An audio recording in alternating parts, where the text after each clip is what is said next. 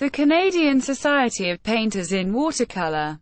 In French, La Société Canadienne de Peintres en Aquarelle. Founded in 1925, is considered to be Canada's official national watercolor society. Since the 1980s, the society has enjoyed vice-regal patronage from the incumbent Governor-General of Canada. Recognized by a long list of international exhibitions, it is the Canadian equivalent of such other national societies as the American Watercolour Society of the United States, the Royal Watercolour Society of the United Kingdom, etc. The nation's oldest medium-specific arts organization has had an illustrious history. Membership is looked upon as a mark of achieving peer recognition in one of the most difficult and demanding visual arts form. The elected members are entitled to use the Society's initials CSPWC, in French, SCPA, after their names. Early history. There is probably justification for including some of the indigenous peoples as early users of versions of watercolor in their artwork and crafts. Using local materials and chemicals, they certainly approximated the watercolor medium in some of their pigments and dyes, while really not having any practical reason for exploring any inherent transparent qualities. The first recorded use of a European-trained watercolorist working within what is today Canadian territory is believed to be the works of John White, who accompanied the expeditions of Sir Martin Frobisher in the 1570s. Another early example of a gifted watercolorist working in the same region would be Samuel de Champlain, who first arrived in 1603. Historically, art-trained officers or cartographers were dispatched by both the French and British governments to assist in the preparation of vitally important maps of these newly claimed lands, and to record geographical features. There is a surviving wealth of early watercolors from this period which record landscape features and early settlements. Eagerly collected in today's art markets, the best are notably housed in Library and Archives Canada, the National Gallery of Canada and the Royal Ontario Museum. Prior to the invention of the camera, watercolor portrait miniatures, on vellum or ivory, were a staple in the homes of Canada's urban elite. By the 19th century, there were a number of well-known watercolorists such as Thomas Davies, 1737–1812, George Heriot, 1766–1844, Otto Jacobi, 1812–1901, Charles Jones Way, 1824–1919, and Canadian-born Lucius Richard O'Brien, 1832–1899.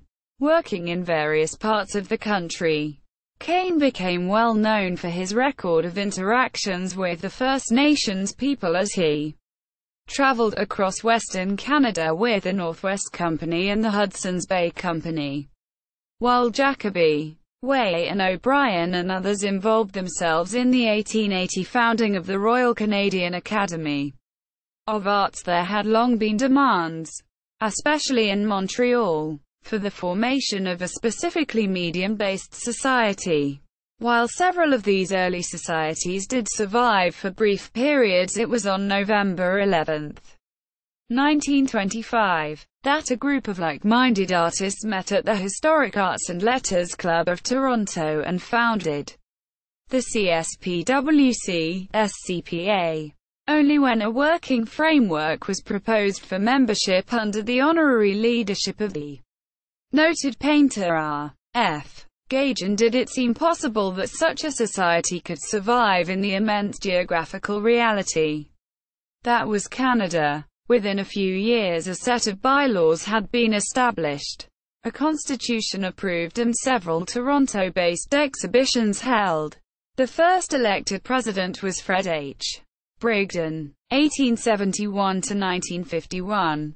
A well-connected artist and educator who created a sense of vitality within the group and who encouraged many younger artists to apply for election. The founding members of the CSPWC, SCPA were F. H. Brigden, A. J. Casson, Franklin Carmichael, C. W. Jeffries, F. S. Haynes, L. A. C. Panton, R. F. Gajan, Thomas G. Green, Robert Holmes, Franz Johnston, André Lapine, and E. J. Sampson. When organizing the initial meeting, these mainly Ontario-based artists did invite a number of nationally prominent watercolorists including W. J. Phillips and F. H. McGilvray who, being based at distances from Toronto, were unable to attend. However, they did send strong letters of support and in reality should be considered founders. This is significant because the inclusion of Florence H. McGilvray is evidence of the new society's willingness to accept female members from its inception. Formative years. The CSPWC, SCPA, attracting attention in its infancy, was soon having its exhibitions hung at the Art Gallery of Toronto, now the Art Gallery of Ontario, and the National Gallery of Canada. This emphasis on exhibitions was crucial at the time as there were virtually no commercial galleries in the country. The only way an individual artist could make a living was by exhibiting with such societies as the Canadian Society of Painters in Watercolour, the Ontario Society of Artists, and the Royal Canadian Academy. In a public gallery, the reality was that the emerging artists got public recognition by jury acceptance to exhibit with his or her better-known peer group, their fame adding luster by association. In the years between the World War I and World War II, Canada experienced a period of unexpected growth as demand for its agricultural products and mineral wealth made it one of the world's strongest markets. As one of the signatories of the Treaty of Versailles in 1919, Canada was unknown to itself at the time, seeking to establish its own identity separate from its earlier colonial rulers. It was in the visual arts, initially in the area of landscape painting, that the new country found one of its strongest senses of self. As painters across the country fanned out into their respective rural, backward and northern spaces, it was the medium of watercolor, an easily transportable and light material, which lent itself so readily to the newly popular subject matter. While many artists did use watercolors as an on-site sketching medium, many used those same paintings as source material for often larger and more highly finished works on canvas that they produced in their home studios. The resulting public perception of watercolors as a lesser medium than others such as oil is a still recurrent problem for all practitioners despite the fact that watercolor is the more demanding medium. It was this very ill-informed perception that was behind the very founding of the society as an exhibiting body where the individual art pieces would not be compared to neighboring work in other less challenging materials. Beginning in the 1930s, the National Gallery of Canada was instrumental in assisting the CSPWC, SCPA with a series of high-profile international exchange exhibitions with societies in New Zealand, Brazil, France, Great Britain and the US. In addition, the National Gallery from 1933 onward sponsored a regular series of juried shows that toured across Canada. The federal government invited the CSPWC, SCPA to exhibit in the Canadian Pavilion at the 1938 British Empire Exhibition and at the 1939 New York World's Fair. Both of these overseas exhibitions were praised by the international art press and served to increase the prestige of the society. With the outbreak of World War II, a number of members were appointed official war artists and served in various capacities at home and on the war fronts. The regular series of exhibitions was obviously affected and only fully resumed in 1946. Times change. In 1949, the Society's annual exhibition at the Art Gallery of Toronto was reorganized to open up new rules, to become the first truly open, as opposed to invitational, show in the Society's history. That tradition, with some amendments, has continued to the present day, with the current Open Water annual exhibition being open internationally to any artist working in the medium. The 1950s witnessed the creation of new areas of art scholarship with the development of both commercial art galleries and a new professional approach to art curatorships in the major public galleries. Finding that a sizable percentage of the exhibition program was taken up with the annual shows of regional and national arts groups, the new curatorial staff repositioned themselves. The last regular exhibition of the Society at the Art Gallery of Toronto was hosted in 1958, and subsequently there was a cooling of long-treasured connections with Ottawa's National Gallery. The leadership within the CSPWC, SCPA sought alternate gallery space and found it in a variety of venues from coast to coast. Regional galleries, libraries and university campuses hosted the annual exhibitions, and a new sense of national identity was found within the Society. While the annual search for a venue created much work for a volunteer membership, it did help develop a real sense of comradeship that has continued to the present day.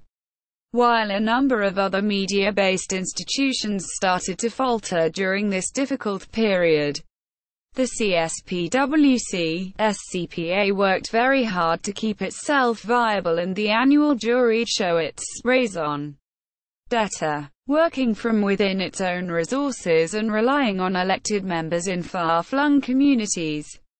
The regular annual exhibitions continued to take place, but the cost of shipping, cataloguing and insurance were prohibitive, and much of the work was performed by a small set of volunteers. It all became very draining, and as new commercial galleries sprung up, many members left to forge more lucrative connections.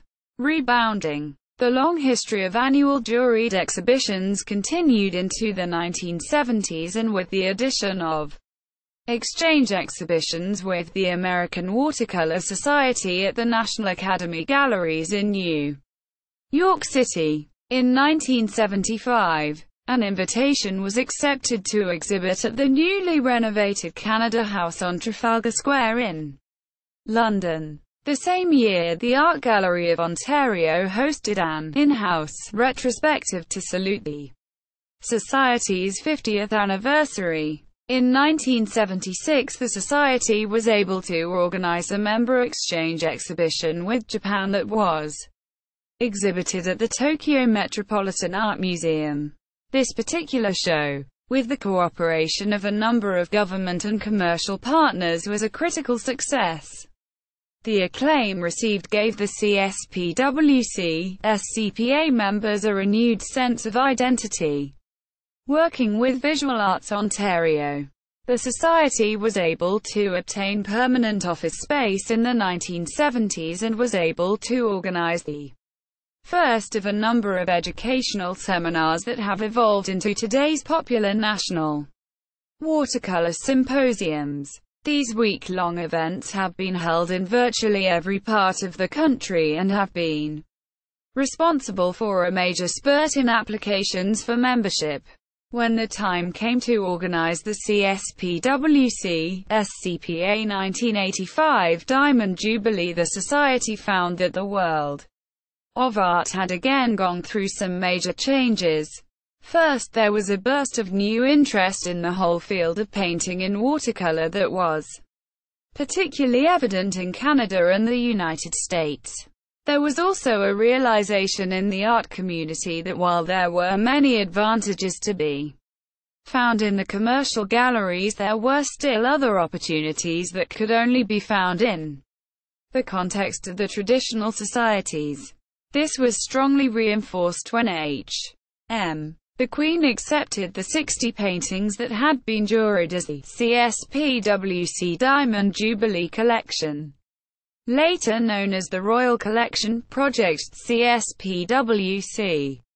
Phase 1. Into the fabled Royal Collection at Windsor Castle and exhibited them in 1986 in the castle's Drawing Gallery. Later the CSPWC, SCPA was deeply involved with a major touring exhibition, International Waters, that put Canadian paintings on exhibition with submissions from the Royal Watercolour Society, the American Watercolour Society, and the Royal Scottish Society of Painters in Watercolour in venues in 4 different countries.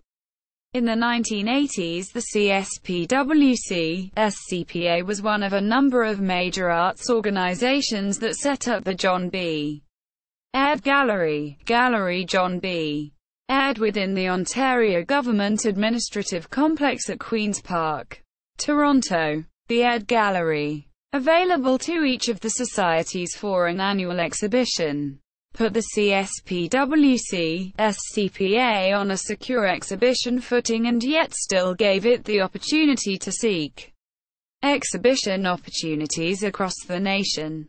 When the regular exhibition slot is not used for the annual open water show, it is devoted to member-themed displays.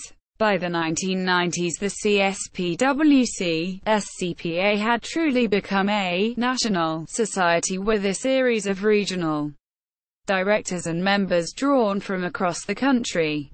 This continues today with a current outreach to involve greater participation from First Nation artists. Celebrating the 75th anniversary in 2000 with its regular annual open water exhibition, the CSPWC, SCPA unveiled the first Julius Griffith Award given to an elected member who has made an outstanding and sustained contribution to the society. Once again, adjudication of members' works took place in order to send another 15 paintings to be added to the 60 Canadian holdings at the Royal Library at Windsor Castle to become a part of the CSPWC's Royal Collection Project.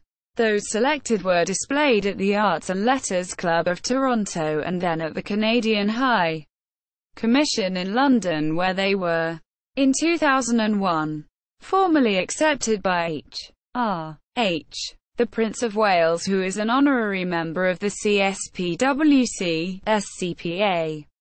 There was also a members' exhibition in Toronto that marked the anniversary, thereby continuing a long tradition. As the year came to a close, a major retrospective show of the Society, A Brush with History, was organized by the Art Gallery of Mississauga. Present. The annual Open Water show, open to all artists, continues to be the focus of the Society's work, which can be hosted anywhere in the country. The most prestigious award is the A.J. Casson Award, a commissioned medal created by the distinguished Canadian sculptor Dora de Pedri Hunt, given for outstanding achievement in watercolor painting to the best work in the show.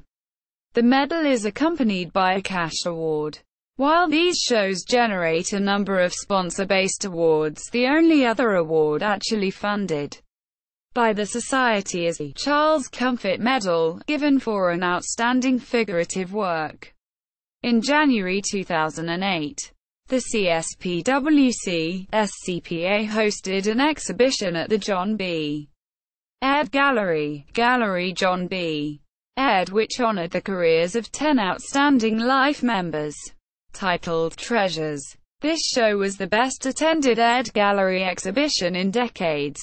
The next year saw another 10 life members honored in Treasures 2009.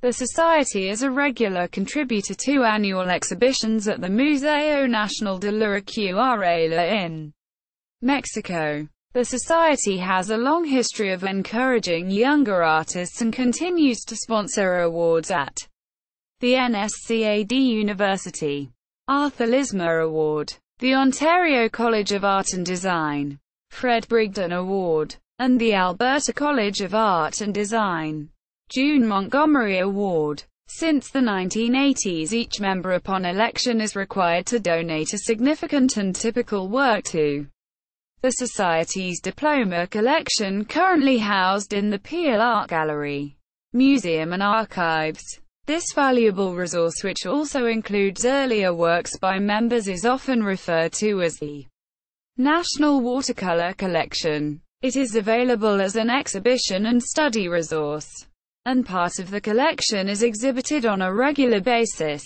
CSPWC, SCPA, Presidents, 1925-26 R. F. Gagin, Honorary, 1926-28 Fred H. Brigden, 1928-31 C. W. Jeffries, 1931-32 T.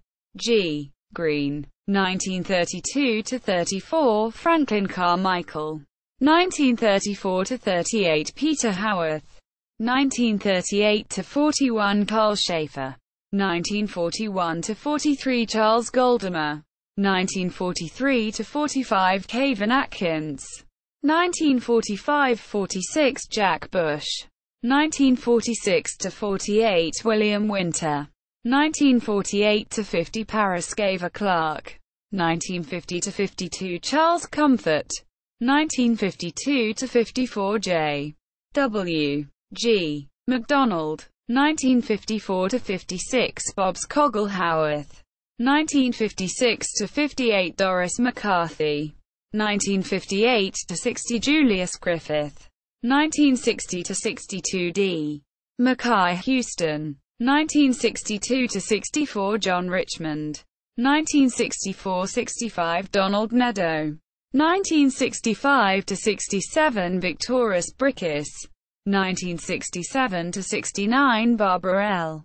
Green, 1969-72 John Henry Martin, 1972-77 John Bennett, 1977-79 Ray Cattell, 1979-81 Julius Griffith, 1981-84 William Sherman, 1984-85 Gary Pulley, 1985-88 Oswald Timmers, 1988-91 Rudolf Stussy, 1991-93 Mark Kritoff, 1993-95 Anthony J. Batten, 1995-97 Margaret L. Squire, 1997-99 Chuck Burns, 1999-2001 Ed Shawcross, 2001-203 Neville Clark, 2003-205 Tim Packer, 2005-207 Mark L. Gagnon, 2007-209 Marlene Madaol, 2009-11 Peter Marsh, 2011-12 Catherine Zarrell, 2012-14 William Rogers, 2014-to-date Ray Tunley. Elected members, 1980-2015 Sharon Christian Holmes. Bibliography. Canadian Who's Who. ISBN 978-1-4426-4155-6 University of Toronto Press. Painting in Canada. A History. ISBN 978-08020-6307-6 J. Russell Harper. University of Toronto Press. 1966. Passionate Spirits. ISBN 0-7720-1308-X. Rebecca Sizzler. Clark Irwin & Co. Canadian Society of Painters in Watercolor. Ray Tunley.